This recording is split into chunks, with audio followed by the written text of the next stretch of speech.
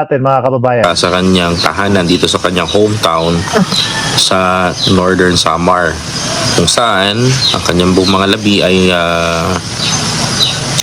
andito na po sa kanyang ipinagmamalaking tahanan. Talagang pumunta si Biyahe ni Koy doon sa bahay ni Lamima Alicia doon sa Northern Samar. For the first time, nakita ko po yung kanyang ipinundar, pagod po, hirap. At eto na po, mga kababayan ko. At mayahatid po natin sa inyo. Ayan. Nakikita niyo po yung likod ni Biyahe ni Koy, yung bahay po. Yan po yung mismong ipinapakita sa akin ni Mima Alicia kapag mga kababayan, kami ay magkausap through cellphone. Pag kami ay magkausap sa messenger, mga bossing. Yan po mismo, mga boss. May update po kayo sa kanyang lamay o burol o kanyang wake dito sa Samar.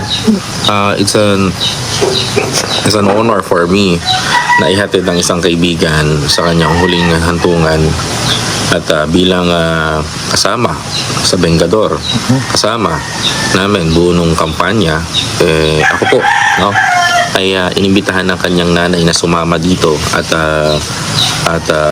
alam niyo po, umahanga ako kay Biyahe ni Koy. Kasi mga kababayan, mga boss chief, mo sir, pati po yung burol doon sa Quezon City, yun nga pong 3 araw upang makadalaw po yung iba't ibang mga nagmamahal kay Mima Alicia. Isa din po si Biyahe ni Koy ang nanguna diyan po sa pag-aayos ng mga lamay. At mukhang pati ho yata dito sa Samar siya pa din po ang magiging tagahatid ng balita sa atin at taga-update sa atin, mga boss. Ipakita yung mga kaganapan. Magandang umaga po, Ma'am Ligaya Salvador. Boss Koy, kumusta bro? Okay lang. Napaka-smooth nung travel namin. And then maganda yung naging safe po kami. At mga kapatid, Ang tanong ko lang ho, mga kababayan, kasi si Mima po, kapag ka nakakausap ko, lalo na kapag yan pabiyahe yan ng Maynila, pabiyahe para sumama doon sa Uniteam, doon sa campaign rally ni BBM at ni Sara Duterte, mga kababayan, nakikita ko siya from Isla, from doon sa lugar nila, magbabangka po yan. Ngayon, ang tanong ko, kung ang way para itawid yung labi ni Mima Alicia papunta po doon sa kanilang lugar. Maliit na lugar lang po yun. Maliit na isla lang po yun, mga kababayan. Kung ibabangka din po ba or may yung medyo malaking vapor, na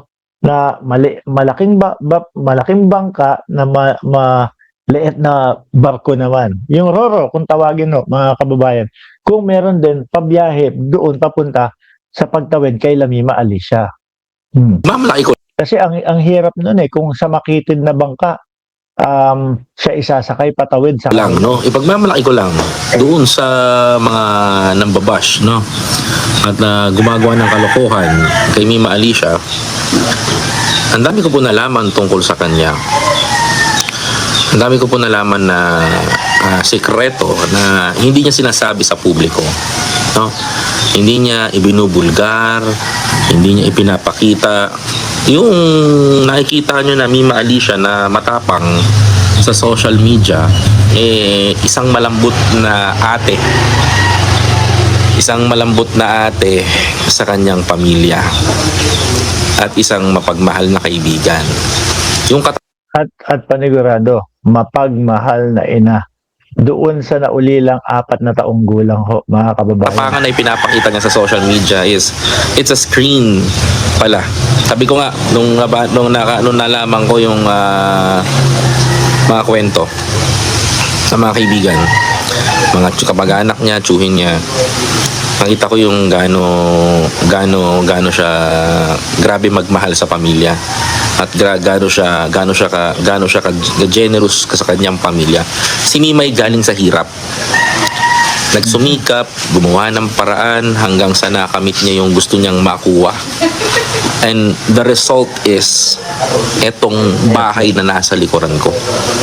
Kung di ako nagkakamali, habang pinag-uusapan namin ni Mima yan, ang sinasabi niya sa akin is parang umabot siya ng 4.5 o 5 million diyan sa bahay na yan, mga kababayan. Talagang maganda, malaki ho yan. Ano po, malaki at malayo ang pinagkaiba niyan doon sa inumpisahan. Sino yung nakatunghay po kung paano at kung nung panahon na si Mima Alicia ay nag-uumpisa ng kanyang pagbablog?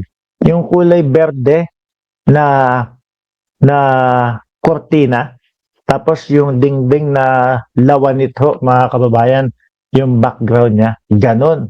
Versus dito po, na bahay na bato, at bago siya na maalam sa mundong ibabaw, ay sinigurado na tapos po. Tapos po ang bayan niyan, mga kababayan. At yun po ang nagpatunay sa akin at ang nagsabi sa akin, si Boss Mike Cervera, tapos na yung bahay. At bayad na yun. Di ba? This is a not a one story.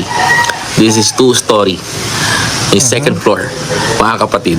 And I'm happy na nakarating ako dito. Pero before ko pa ito sa inyo, nais ko lang makasama. Kuya, pwede ba kaming kwentuhan about kay Mima Alicia? Paano siya nag-start nung panahon ng kanyang journey? Gaano kahirap ang buhay niya? Andala, stop ko lang. Sabi ni Regalan, new look, Idol Mark. Hindi. Parang ang Hulyo-Hulya yung buhok ko eh. Oy, si Hulyo at Hulya, kambal ng tada. Hindi, kasi alas 2 na ng madaling araw dito. Sa Estados Unidos, mga bossing, no? Bandang 1:00 na kami naka-uwi. So, ang ginawa ko, naligo lang ako, tapos pagkaligo ko, wala nang paglalagay ng wax or kahit ano, wala nang pagsusumbero. Sige, basta salang. Tapos tulog na lang agad. Hindi ko na inayos, ha? Pasensya na. Nagkwento. Papakwento tayo. Kasi gusto ko malaman ninyo eh. Ito, grabe to guys, sobra. Grabe to mga kapatid kasi grabe yung laking bahay ni Mima. Sabi ko, Yan. No, grabe pala. Ang laki pala na naipundan niya. Talagang inalalayan niya yung pamilya niya from the Hindi. Yung tapang kasi ni Mima, iba eh. Kala natin wala lang. Pero despite of many bashing na inaabot niya, eto kayo. Ito si Mima ngayon.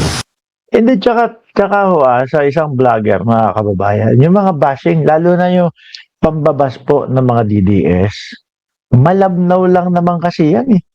Hindi ka masasaktan dyan sa mga pambabas ng mga DDS. Panigurado ko si Mima, tinatawanan na lang yan, mga bossing. Kung ako, simula almusal, tanghalian, hapunan, merienda, bago matulog, makakakita ka ng pambabas ng mga DDS eh. No, pero walang yung hindi ka man lang, aray ko, sakit naman. Biruin mo kapag ako binash, naku, ito na naman si Bulol. O yan, hindi mabanggit ang letrang R. Ito na naman si Mark Ramos. Ito na naman yung bayaran. Puro ganun lang ho. Na alam natin na wala namang katotohanan. At alam natin dahil wala lang po silang maisagot, wala lang po silang maibalik o ma-erase back doon sa mga tinatalakay po natin. 'Di ba? Kay Mima Alicia, POK, na alam naman natin na yung tao, bakit magaganon? Sa YouTube pa lang ho, mga kababayan, umaabot na ng kalahating milyon o baka umaabot pa ng 1 milyon. Si Mima Alima kada buwan.